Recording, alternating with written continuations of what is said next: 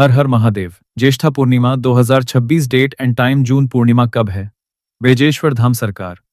नमस्कार मित्रों, स्वागत है आपका हमारे चैनल पर, जहां हम न केवल तिथियों और मुहूर्तों की बात करते हैं, बल्कि उस गहरे आध्यात्मिक सत्य को भी छूते हैं जो हमारे सनातन धर्म की रग रग में बसा हुआ है। आज का यह वीडियो बहुत ही विशेष है, क्योंकि हम बात करने वाले हैं एक ऐसे पर्व की जिसका महत्व केवल कैलेंडर तक सीमित नहीं है, बल्कि यह हमारी अंतरात्मा की शुद्धि और भक्ति के उच्चतम शिखर से जुड़ा हुआ है। जी हाँ, मैं बात कर रहा हूँ ज्येष्ठ पूर्णिमा 2026 की, जिसे आम भाषा में जून पूर्णिमा भी कहा जाता है। और इसके साथ ही हम उस अद्भुत ऊर्जा और विश्वास की भी चर्चा करेंगे जो आजकल बागेश्वर धाम सरकार के नाम से लाखों भक्तों के दिलों में धड़क रही है। क्या आपने कभी सोचा है कि क्यों कुछ लोग बागेश्वर धाम जाकर लौटने के बाद अपने चेहरे पर एक अलग ही चमक और मन में एक अटूट शांति लेकर आते हैं? क्या यह सिर्फ भीड़ का हिस्सा बनना है, या इसके पीछे कोई गहरा वैज्ञानिक और आध्यात्मिक कारण है?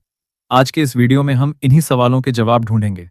लेकिन सबसे पहले आइए जानते हैं कि 2026 में ज्येष्ठ पूर्णिमा ठीक कब है, उसका सही समय क्या है, और इस दिन किए जाने वाले उपाय कैसे आपके जीवन को बदल सकते हैं। लेकिन रुकिए, वीडियो को आगे बढ़ाने से पहले एक बहुत ही महत्वपूर्ण बात। अक्सर लोग सोशल मीडिया पर देखते हैं कि बागेश्वर धाम में भीड़ है, तो वे बिना किसी जानकारी के वहां पहुंच जाते हैं और फिर निराश होकर लौट आते हैं।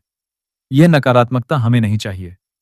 हमारा उद्देश्य आपको सही मार्गदर्शन देना है, ताकि आपकी यात्रा सफल हो, चाहे वह शारीरिक हो या आध्यात्मिक।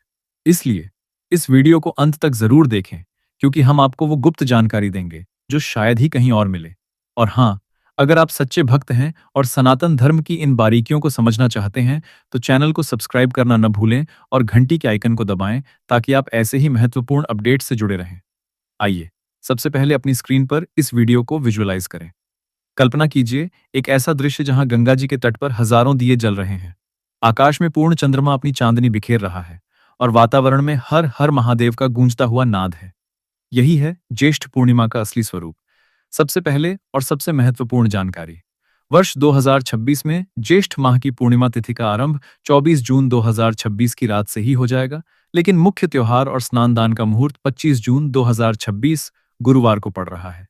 जी हाँ, जैसे कि आज की तारीख है 25 जून 2026 गुरुवार। ये संयोग बहुत ही शुभ माना जाता है, क्योंकि गुरुवार का दिन भगवान विष्णु और गुरु देवता को समर्पित होता है, और पूर्णिमा का दिन चंद्रदेव और माता लक्ष्मी को। जब ये दोनों ऊर्जाएं मिलती हैं, तो एक दिव्य संतुलन बनता है। आइए समय की गहनता में जाएं। पंचांग के अनुसार ज्येष्ठ पूर्णिमा तिथि का प्रारंभ 24 जून 2026 को शाम 7:42 बजे से होगा, और इसका समापन 25 जून 2026 को शाम 5:38 बजे होगा। हालांकि उदया तिथि के नियम के अनुसार भारत के अधिकांश हिस्सों में पूर्णिमा व्रत और स्नानदान 25 जून 2026 गुरुवार को ही माना जाएगा। स्नान का सबसे उत्तम मुहूर्त ब्रह्म मुहूर्त, यानी सूर्योदय से पहले का समय माना जाता है। 25 जून 2026 को सूर्योदय लगभग सुबह 5:20 बजे के आसपास होगा। स्थान के अनुसार इसमें थोड़ा बहुत अंतर हो सकता है। इसलिए सुबह 4:00 बजे से 5:30 बजे के बीच का समय स्नान और पूजा के लिए सर्वोत्तम है। यदि आप किसी पवित्र नदी जैसे गंगा, यमुना या किसी स्थानीय पुण्य तीर्थ में स्नान करते हैं, तो इसका फल कई गुना बढ़ जाता है। अब जब हम तारीख और समय की बात कर चुके हैं, तो आइए चलते हैं उस विषय की ओर जो आज के समय में सबसे ज्यादा चर्चा में है, और जिसका उल्लेख हमारे टाइटल में भी है, बागेश्वर धाम सरकार। मित्रों, बागेश्वर धाम के बारे में बात करते समय हमें भावनाओं और तथ्यों के बीच एक संतुलन बनाना होगा। बागेश्वर धाम छत्तीसगढ़ के गरियाबंद जिले में स्थित एक प्राचीन शिव मंदिर है। यहाँ के मुख्य देवता भगवान शिव हैं, जिन्हें स्थानीय लोग बागेश्वर नाथ के नाम से पुकारते हैं। लेकिन हाल के वर्षों में यहाँ की लोकप्रियता में जो अभूतपूर्व वृद्धि हुई है, उसके पीछे श्री बालकृष्ण महाराज बागेश्वर धाम सरकार का योगदान अत्यंत महत्वपूर्ण रहा है। अक्सर लोग पूछते हैं, सरकार शब्द का प्रयोग क्यों किया जाता है? यह कोई राजनीतिक पद नहीं है, बल्कि यह भक्तों द्वारा उनके प्रति दिखाए गए अगाध प्रेम, सम्मान और उस विश्वास का प्रतीक है जो उन्हें लगता है कि बागेश्वर नाथ की कृपा से उनके दुख हर लिए गए हैं। जब एक भक्त कहता है बागेश्वर धाम सरकार, तो वह उस शक्ति को संबोधित कर रहा होता है जो उसके जीवन में चमत्कार लाई है। हालांकि इंटरनेट और सोशल मीडिया पर कई बार नकारात्मक टिप्पणियां भी देखने को मिलती हैं। कुछ लोग इसे केवल भीड़-भाड़ बताते हैं, कुछ लोग इसे व्यवस्था की कमी से जोड़ते हैं। लेकिन एक सच्चे साधक या भक्त के लिए भीड़ कोई बाधा नहीं, बल्कि सामूहिक चेतना, कलेक्टिव कॉन्शियसनेस का प्रतीक है। जब हजारों लोग एक ही ईश्वर का नाम लेते हैं, तो वहां की वायुमंडलीय ऊर्जा बदल जाती है। इसे विज्ञान की भाषा में रेजोनेंस रेजोनेंस कहा जा सकता है। बागेश्वर धाम जाने वाले भक्तों के अनुभवों को यदि हम गौर से सुने, तो हमें पता चलता है कि वहां की यात्रा केवल एक धार्मिक अनुष्ठान नहीं है, बल्कि यह एक आत्मचिकित्सा सेल्फ हीलिंग की प्रक्रिया है। कई लोग वहां जाकर अपने मानसिक तनाव, डिप्रेशन और अनिश्चितताओं से मुक्ति पाते हैं। यह कोई जादू टोना नहीं है, बल्कि यह श्रद्धा की शक्ति है। जब आप पूरी श्रद्धा के साथ किसी दिव्य शक्ति के सामने सर झुकाते हैं, तो आपका अहंकार, ईगो पिघलने लगता है। और जहां अहंकार खत्म होता है, वहीं से ईश्वर का प्रवेश शुरू होता है। यह एक बहुत ही महत्वपूर्ण प्रश्न है। उत्तर है नहीं, यह अनिवार्य नहीं है, लेकिन यह अवश्य ही लाभदायक हो सकता है यदि आपकी श्रद्धा वहां जुड़ी हो। भगवान शिव तो सर्वत्र विद्यमान है, आपके घर के मंदिर में, आपके हृदय में और प्रकृति के हर कण में। बागेश्वर धाम एक पीठ है, एक ऊर्जा केंद्र है।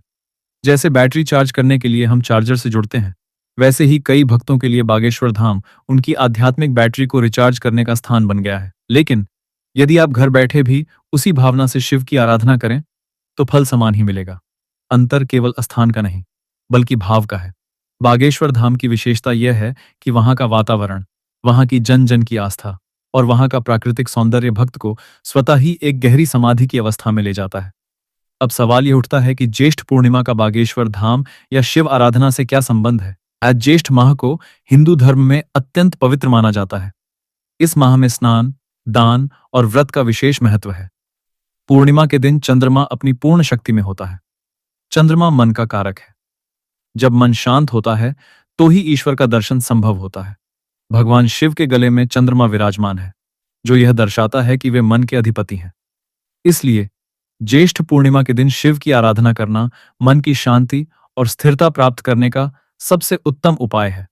बागेश्वर धाम में भी इस दिन विशेष पूजा अर्चना होती है। हजारों भक्त वहां पहुंचकर जलाभिषेक करते हैं। इस दिन किया गया जलाभिषेक और रुद्राभिषेक अत्यंत फलदायी माना जाता है। मित्रों, अब आते हैं उस भाग की ओर जिसका आप बेसब्री से इंतजार कर रहे होंगे। ज्येष्ठ पूर्णिमा के दिन किए जाने वाले उपाय आपके जीवन में धन, स्वास्थ्य और मानसिक शांति ला सकते हैं। इन उपायों को करते समय भावना सबसे महत्वपूर्ण है। याद रखें, बिना भावना के किया गया कोई भी कर्म केवल एक रस्म बनकर रह जाता है। पवित्र स्नान, जैसा कि हमने बताया, 25 जून 2026 की सुबह सूर्योदय से पहले पवित्र नदी या तालाब में स्नान करें। यदि संभव न हो तो घर पर ही गंगा जल मिलाकर स्नान करें। स्नान के बाद स्वच्छ वस्त्र धारण करें। यह शारीरिक और मानसिक शुद्धि का पहला कदम है। चंद्रदेव की आराधना, पूर्णिमा की रात को चंद्रोदय के समय चंद्रदेव का दर्शन करें। एक पात्र में दूध, चावल और थोड़ा सा कुंकु रखें। चंद्रमा को अर्घ्य दें और इस मंत्र का जाप करें। सो सोमाय नमः या ओम श्रां श्रीं क्लीं चंद्रमा से नमः। उपाय मन की चंचलता को दूर करता है और भावनात्मक स्थिरता प्रदान करता है। भगवान शिव का रुद्राभिषेक, ज्येष्ठ पूर्णिमा के दिन शिवलिंग पर जल, दूध, दही, घी, शहद और गंगा जल से अभिषेक करें। यदि संभव हो तो बेलपत्र और धतूरा भी चढ़ाएं। शिवलिंग पर जल चढ़ाते समय इस मंत्र का जाप करें। ओम नमः शिवाय महामृत्युंजय मंत्र। ओम त्र्यंबकम यजामहे सुगंधिम पुष्टिवर्धनम उर्वारुकमिव बंधनान्मृत्योर्मुक्षीय मां अमृतात् मंत्र स्वास्थ्य और दीर्घायु के लिए अत्यंत शक्तिशाली है। बागेश्वर धाम जाने वाले भक्त भी इसी मंत्र के जाप के साथ वहां पहुंचते हैं। दान, पूर्णिमा के दिन दान करना अत्यंत शुभ माना जाता है। आप अपनी सामर्थ्य के अनुसार निम्नलिखित वस्तुओं का दान कर सकते हैं। गाय को हरा चारा या गुड़ रोटी, ब्राह्मणों या जरूरतमंद लोगों को सफेद वस्त्र, चावल, चीनी या दूध का दान।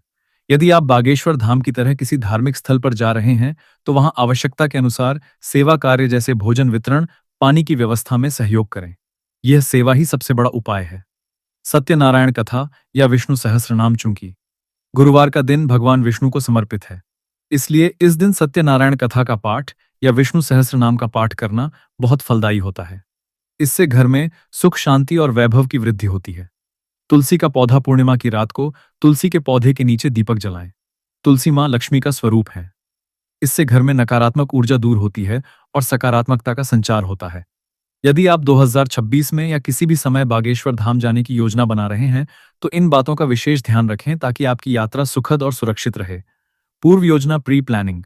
भीड़ के समय वहां की व्यवस्थाएं तनावपूर्ण हो सकती हैं, इसलिए पहले से ऑनलाइन रजिस्ट्रेशन यदि उपलब्ध हो या स्थानीय प्रशासन की गाइडलाइंस की जानकारी लेते रहें। धैर्य, पेशेंस। वहां हजारों की संख्या में भक्त होते हैं, कतारों में लगना पड़ सकता है। इसे एक तपस्या के रूप में स्वीकार करें। क्रोध या असहिष्णुता दिखाने से आपकी भक्ति में बाधा आएगी।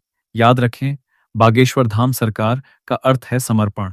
समर्पण में धैर्य शामिल है, सादगी, सिंप्लिसिटी। वहां सादे और आरामदायक वस्त्र पहने, भारी सामान ले जाने से बचें, स्वच्छता, हाइजीन, अपना और पर्यावरण का ध्यान रखें, प्लास्टिक का उपयोग कम से कम करें। स्वच्छता ही ईश्वर की सबसे बड़ी पूजा है। मानसिक तैयारी, वहां जाने से पहले अपने मन को शांत करें। केवल दर्शन के लिए नहीं, बल्कि अपने अंदर के शिव को जगाने के लिए जाएं। नकारात्मकता से बचें, एल्गोरिदम और सच्चाई।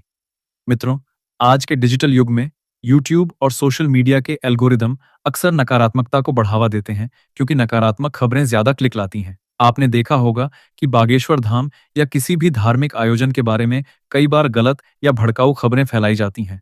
हमारा उद्देश्य ऐसे एल्गोरिदम को मात देना है जो सच्चाई को दबा देते हैं। हम चाहते हैं कि आप तथ्यों पर विश्वास करें, न कि अफवाहों पर।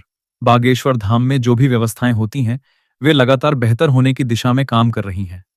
भक्तों का सहयोग और प्रशासन का प्रयास मिलकर वहां एक व्यवस्थित वातावरण बना रहे हैं। इसलिए किसी भी नकारात्मक वीडियो या पोस्ट को शेयर करने से पहले सोचें। सकारात्मक ऊर्जा का प्रसार करें। जब आप सकारात्मकता फैलाते हैं, तो यूट्यूब का एल्गोरिदम भी आपके पक्ष में काम करने लगता है और आपको अच्छी और ज्ञानवर्धक सामग्री दिखाता है। भावनात्मक जुड़ाव, क्यों है ये यात्रा जरूरी? आइए, थोड़ी देर के लिए तथ्यों से हटकर भावनाओं की दुनिया में चलें। कल्पना कीजिए, आप एक लंबी और थका देने वाली यात्रा के बाद बागेश्वर धाम पहुंचते हैं। आपके पैरों में छाले हैं, शरीर थका हुआ है, लेकिन जैसे ही आप मंदिर के परिसर में प्रवेश करते हैं, एक अजीब सी ठंडक और शांति आपको घेर लेती है।